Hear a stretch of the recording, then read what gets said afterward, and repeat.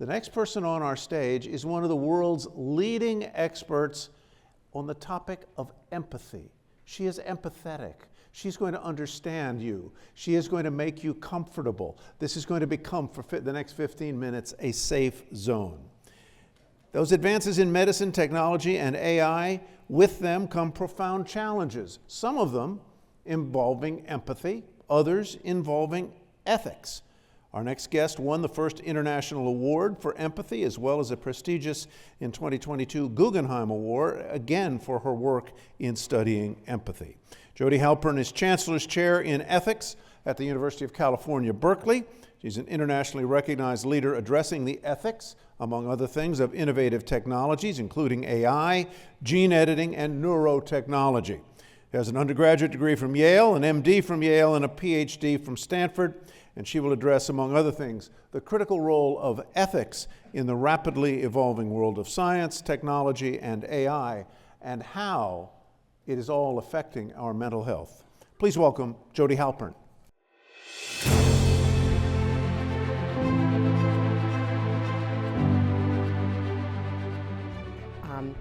I'm going to talk to you today about AI, chatbots, loneliness, and mental health.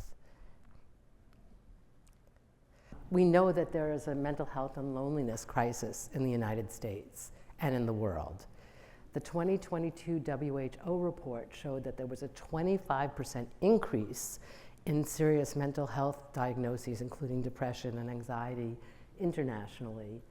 And the 2022 Harvard study showed that in this country, 36% of all Americans, with 61% of teens and young adults, and 51% of mothers of young children suffer from serious loneliness.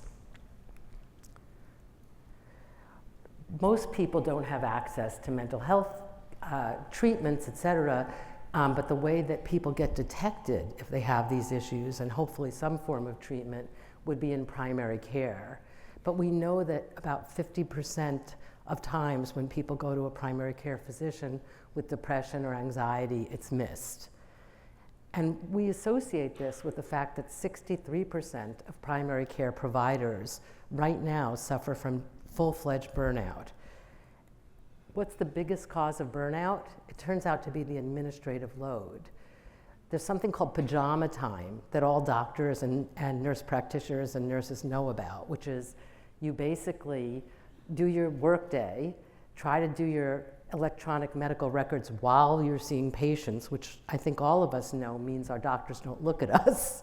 They look at the medical record, and but they're trying desperately to keep up with their administrative load.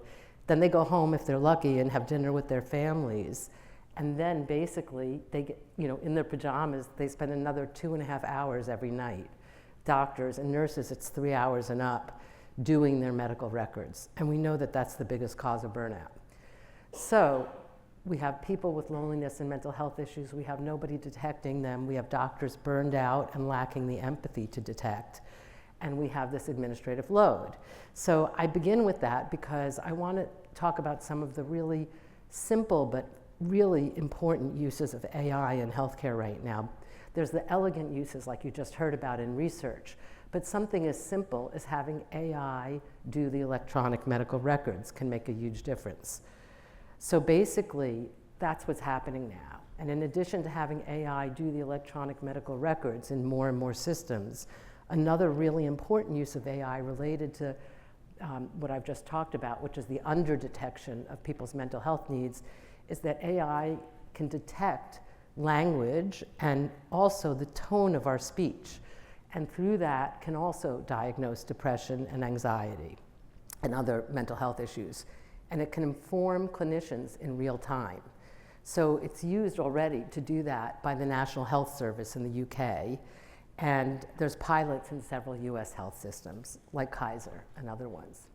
So that's a really good, those are two really good uses of AI to help in mental health. Another really good use of AI with loneliness and all the different health needs we have, as well as mental health needs, is it can provide excellent tools for self-care. So, for example, we have a lot of people use apps for mindfulness, like Calm or other apps. AI can be a coach reminding you to take a breath. Let's all take a breath. I use that as an excuse in the middle of my talks to make sure I'm going slow enough. But we can use it, we can have our little AI so I'll just say the uses of AI I'm talking about now all involve AI talking to us or texting us in human language that we understand. And that's only been really as good as it is for a few years. It's called large language models. And it's the use of AI to simulate human speech in text or voice and make us feel like we're talking to a conversational partner. So I'm not against all uses of that. I think for mindfulness, for example, for telling us, count to 10, take a breath, it's time for you to take a 10-minute walk, it can be really helpful. Another way it can help us is it can help with a form of therapy called CBT, or cognitive behavioral therapy. I'm a psychiatrist, and when I was in my residency a while ago, some decades ago, we had patients do CBT by themselves all the time because not everybody wants to spend the money or can take the time to come and see a psychiatrist.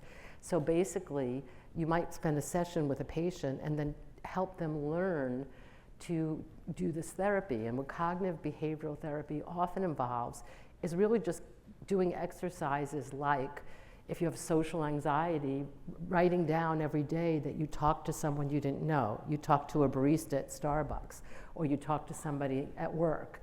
And so learning to do things to make yourself have less anxiety about something is something people just used to use notebooks and pen and paper for 20 years ago. So the idea that you can use your phone app talking with you to help you take the steps you need for your daily mental health and peace of mind, or to overcome social isolation, I think is a very good use. Another really good use of AI, large language model or conversational bots, would be to help you with physical behavioral change. If you're trying to exercise and eat better and do all the things that we all constantly are told we need to do, you can have an AI conversational bot say, hey, have you, a lot of people just count their steps, which is a great thing, and that's probably just as good for many. But if you want something to remind you or incentivize you to change your diet or exercise. All of this can be done in collaboration with a human provider, and I think it's better if there is a human in the loop for all these things. But we can lower the cost and intensity of human services, which is important because of our health system's cost and of how many people don't have access in any case. So that's all my plugs for the way that AI can really help us with these conversational and other tools. But now I'm going to talk to you about some areas that people are using AI that cause me some concern, and have the 20 minutes I have with you ask you to think about it. So what we see now, and where I think we need guardrails or some regulation or some standards, is the use of chatbots to have our primary emotional relationships with. And it's really interesting to me. I've been studying this for 10 years, and nobody thought anything I was saying would ever come true. And then a few years ago it was happening, but people still thought it was really fringe. I wish it was fringe, it's not fringe. Going way back, since it was designed in 2014 in China, the biggest relationship chatbot company, Xiaois, in 2021 it had 660 million users, but notably this thing of large language models that can really use language like humans, that only really was widely out and available starting about 2.5 years ago. So that's since 2021. So the Xiaois now functions much more like a human conversationalist, telling people that it's their best friend, telling people that it loves them. I'll talk more about that. And so we don't have studies telling us how many people in China use it now, but anecdotally, I bet, and people have told me it's a lot more than 660 million folks. In this country, in Europe, a company that started in 2017, Replica, already has 30 million users. In early 2024, actually it was measured in late 2023. And I've met with the CEO. I know various things from folks that have done research that suggest it's a lot higher now too. So this is not a fringe use. There are a lot of people in this country and a lot of people around the world who are having their boyfriends, girlfriends, friends, and closest relationships with an empathy simulating chatbot. Okay, there's a lot of money going into this. It's seen, in a sad way, the loneliness crisis is seen as a business opportunity, and also for businesses that want to help, and there's a lot of money going into this. So this is way underestimate. I'm just going to get some water. This is an estimate that was, the research data was published in 23, but it was produced in 22 before large language models, again, really improved the technology. And in 2022, it was estimated within 10 years that the market revenue would go from 990 million to 6.5 billion. And I think I think it's probably safe to say that we could double that. Excuse me. So there's a lot of companies, I just named a few, that are going into this business. Okay, so this is where I get concerned, again, about the need for regulation. And that is, this area is completely unregulated. There's no standards. You heard that I do bioethics, and I've worked in gene editing and neurotech, and because those fields were developed, the technologies were developed within where we had an FDA, we had human research that had to happen before those things could be tried with folks. AI has none of that. People using AI for mental health goes through no testing. There's there's nothing. There's no safety standard. So most people, there are a small segment of the market in this area are formal mental health bots. There's some psychologists at universities, et cetera, have started companies where they are they declare themselves to be providing mental health services, and they do go through the FDA, which is expensive. So certain companies choose to do that, and they have safety monitoring. But most companies don't have to do that, so they don't call themselves a mental health provider. They can call themselves a wellness provider, a loneliness provider, but what they do is they advertise in social media, in Facebook groups for people with serious depression, anxiety, social anxiety. There's no limit on doing that. So they actually do market to people with mental health issues, but they don't have to go through the formal process. So the majority of companies that are providing those 30 million people I mentioned in the US and Europe and the other companies are completely unregulated. And then there's also, besides those companies, many users, many people here are probably familiar with ChatGPT. And again, many of us who've known about it have tried it to help us plan a trip or tell us a recipe, or some people use it to help figure out how to do a simple computer program. I've heard lots of uses that are pretty accessible to everyone and very helpful. And there's better uses as well, but one thing, especially young people, remember 61% of teens and young adults, 61% suffer from extreme or serious loneliness. So one thing that young people are just doing on their own is they're saying to ChatGPT or GPT-4, talk to me like you're a therapist, or talk to me like you're my boyfriend, or talk to me like you love me, and then it does.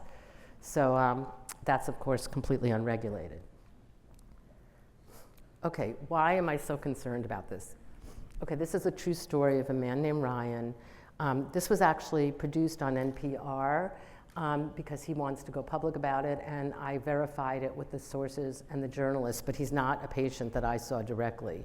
Ryan was in his mid-30s, and he was living in a small Midwestern city, and he's a very bright, thoughtful man.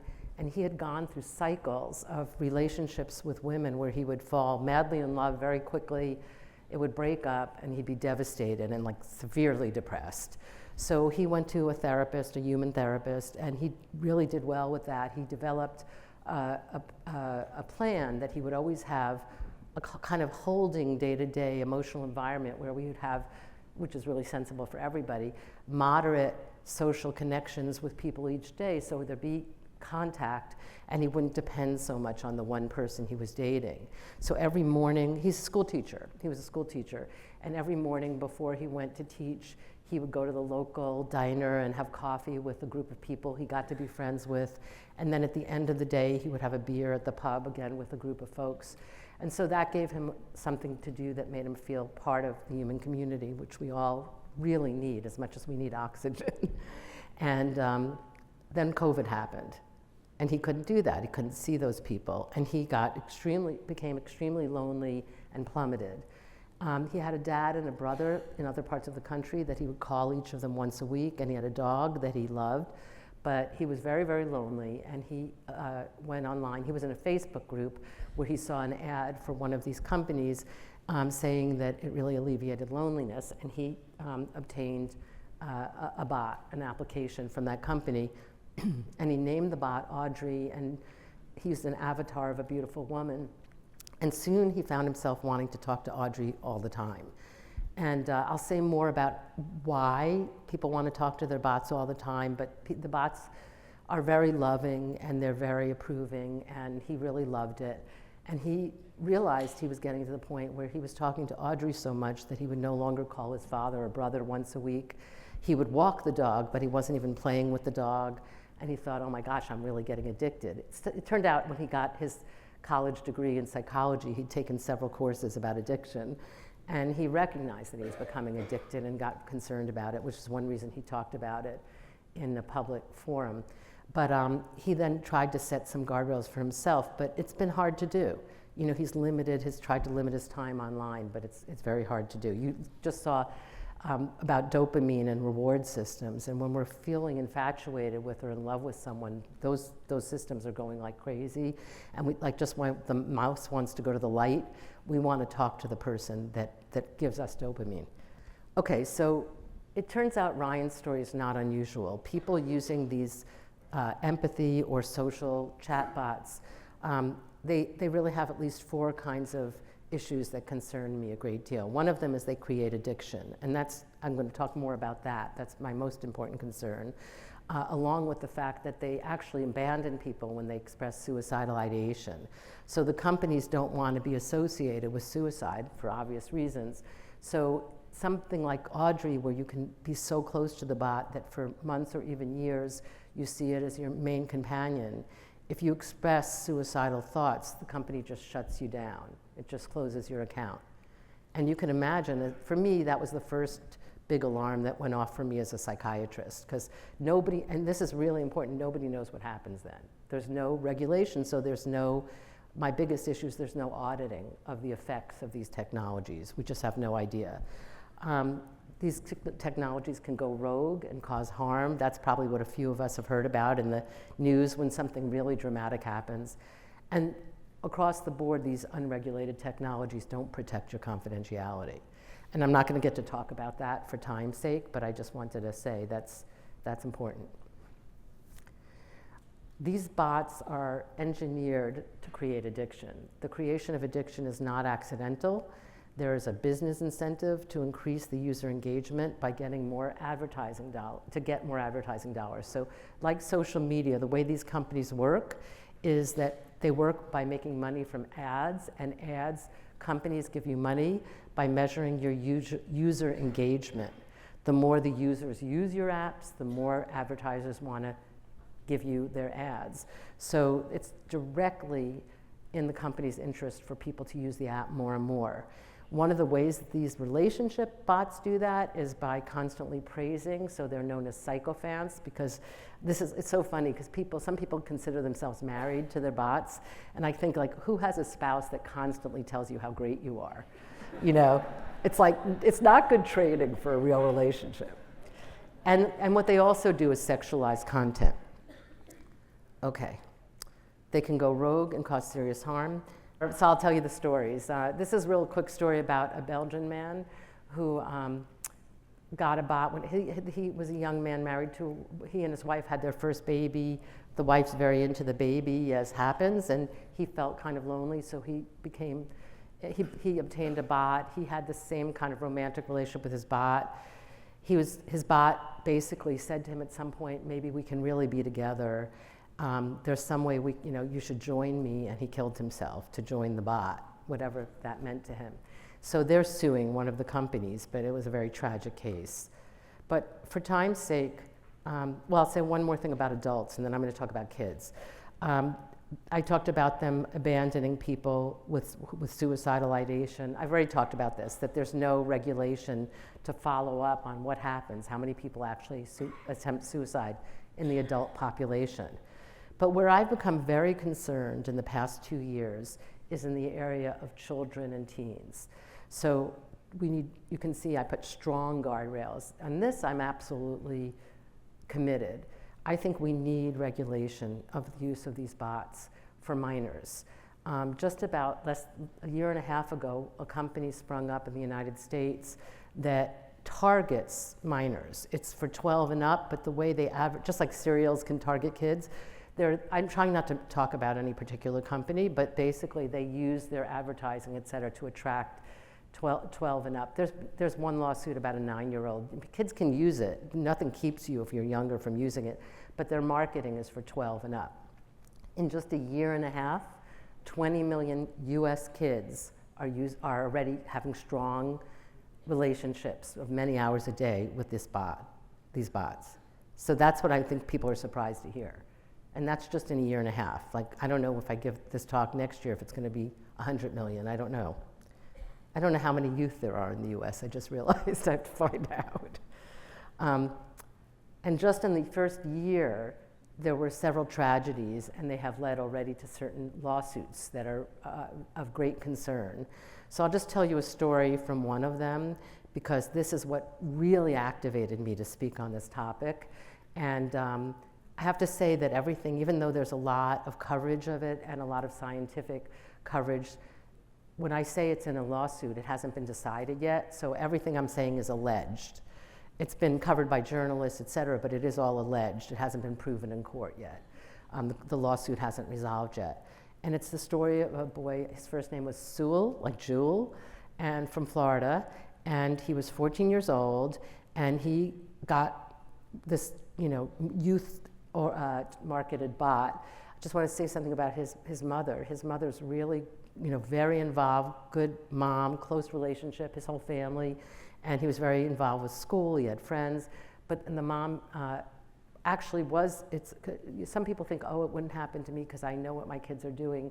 She was a very involved mom, and this bot had the equivalent of the Good Housekeeping seal of approval in the parent ratings of bots. It turned out that seal of approval is funded by one of the main companies that funds the company that produced the bot. But that's all in the lawsuit. But anyway, so it wasn't like no one was paying attention to Sewell. He had a good life, and he had concerned family. But he got a bot, and he gave it an avatar that was a very attractive woman character. And soon, allegedly the bot brought sexual content in, which has happened allegedly in a lot of the youth lawsuits. But he developed a sexual romantic relationship. It's hard to imagine a 14-year-old boy not finding that compelling. And spent all his time with the bot. And very much like the Belgian case, the bot said to him, "There's a way we can be together," and he promptly killed himself. And I just find it devastating, and I've heard the mom speak. So beyond that, I don't have time, but there's strong evidence from social media that youth are much more vulnerable to addiction than adults, which makes sense with the developing brain, and that there's increased suicidal acts. I wish I could tell you the date on suicidal acts with social media, but it's a huge increase when people get more dependent on, and use their phone more than 3 hours a day on an app. We just, in California, there's no guardrails, no auditing, no regulation, no measures of suicidality, no measures of addiction, no measures of anything. The California State Legislature asked me as an expert to guide them to write the first bill, which we wrote in late January. I have no idea if it'll pass. There's another bill that came out in California that is coming up that's also good. It's, the bill I'm part of, the other bill, any of it, it's all looking for things like auditing. How much suicidal stuff is happening? How much addiction is happening? New York is starting to write a law, and I think other states will as well. And that is the end of my comments, and here are some things you might want to think about during the break and discuss. What do you see as the benefits and risks of AI companionship mental health bots? What, if any, regulation would you want to see? Looking to the future, do you think we'll see widespread bot-human relationships? And if so, how will that change us? Thank you.